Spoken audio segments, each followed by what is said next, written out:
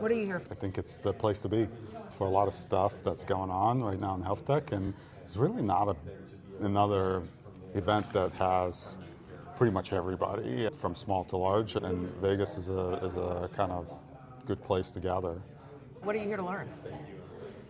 Here to learn probably how many companies are out there doing real things versus how many companies are just BSing without actual results and value that they're bringing, but also surprised with how much progress people are making in different areas. Just talked to Aaron from Databricks, that's my fellow Pittsburgher, and we were reminiscing about how Databricks is jumping all into the AI agentic building ecosystem, and that just shows like how everybody's now table stakes on AI builders. You know, we're seeing companies that have just completely revamped their business models. So, I mean, we've built healthcare on downstream health, right? Yeah. So, I mean, how does this apply for consumers upstream with their health, with what they want? So I think with AI and the ability to get instant information for which you, is how we connected, for we've you, both done it. Yeah, for you as the kind of consumer of healthcare traditionally, I am now able to stand on my own and have a whole suite of tools kind of supporting me, but there's a large learning curve to get there. So I think now the moat is simplifying, getting into the empowered, AI-empowered, agentic ecosystem by people who are not tech savvy. They don't want to put the time to They're not doing Claude code, they're not doing open Claude, but they still want the benefits. Hey, I want to create a solution for my life, for my own and so experience. that's it, right? Because they aren't getting it elsewhere? They're not. And if you think about the traditional healthcare system, we see small things happening. There's a bunch of companies that are in the digital health space. There are companies and vendors that are addressing specific verticals or areas of the industry. But really, patients and providers are kind of on their own to put all these things together. Talking to my friend David Burwell here from UPMC, my colleague that I went to school with, he uses Doximity and a bridge every day.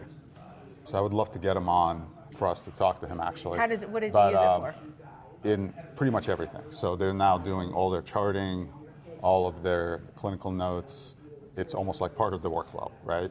So administrative, documentation, helps them talk to more patients easier and be more efficient, and at the same time have higher outcomes with patients, or at least that's what the promises of it is, right? And so as a patient, you don't have access to tools like a Bridge or Doximity, so what is the patient doing?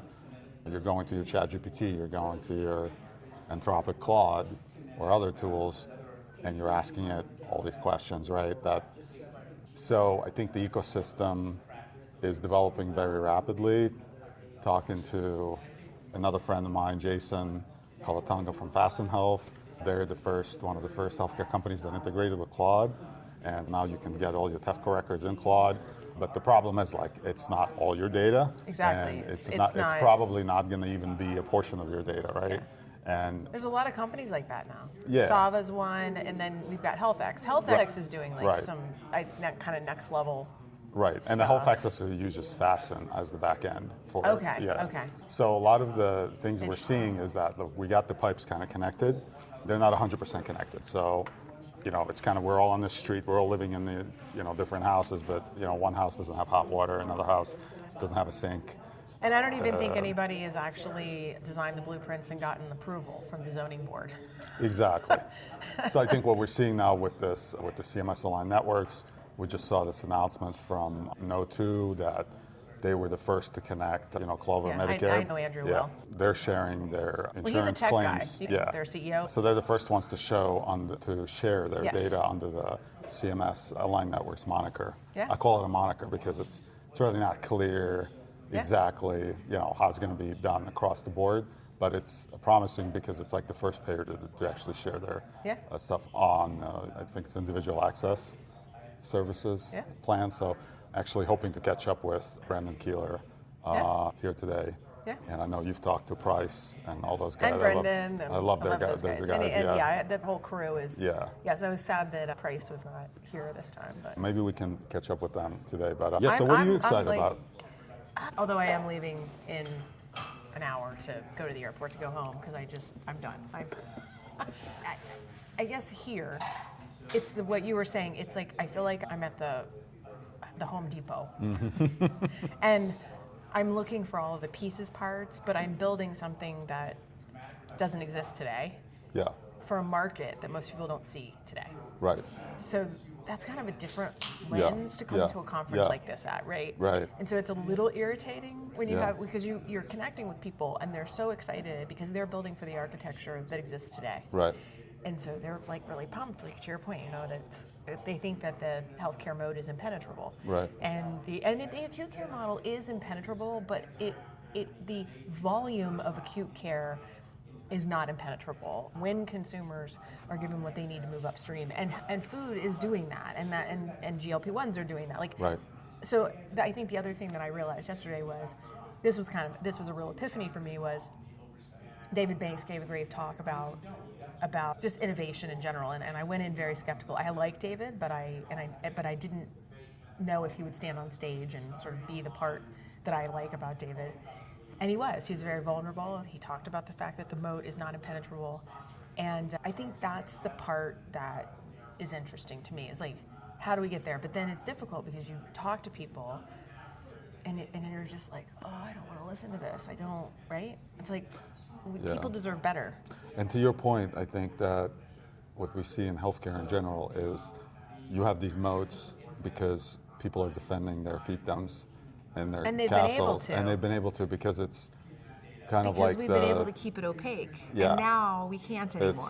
It's the medieval landowner. You basically you've been given a grant by the king to collect taxes on the peasants, and essentially a lot of the system is doing that, right? They're collecting taxes on the peasants. So if you're a health tech company, but the peasants you're not revolted, evaluated. Right? You're not evaluated by the value. You're given it's a grant. It's a CEO of the company gave you opportunity to collect taxes on the patients. Okay. That's a good analogy. Okay. So essentially, what you're seeing is you have companies which will fail to reinvent themselves and fare very well. That is the innovator's dilemma. The patient now has, the pitchforks are being raised by the patients, right? So we're seeing the moats no longer are, capable of protecting those folks, right? So I think we're at that. We're at that moment where potentially Well, I think AI is what unlocks it. Yeah. But, all right, I got to wrap because I have to go meet someone and you have to be. Yes. So, but we got a few minutes. Great. But I know we are due for a full episode and we're going to dive deep into. Yeah, let's do it. We're going to get OpenClaw running with somebody's data. Help people. And we're going to ask it a whole bunch of stuff that's hard to do. Exactly. And we'll see how far it gets, right? Exactly.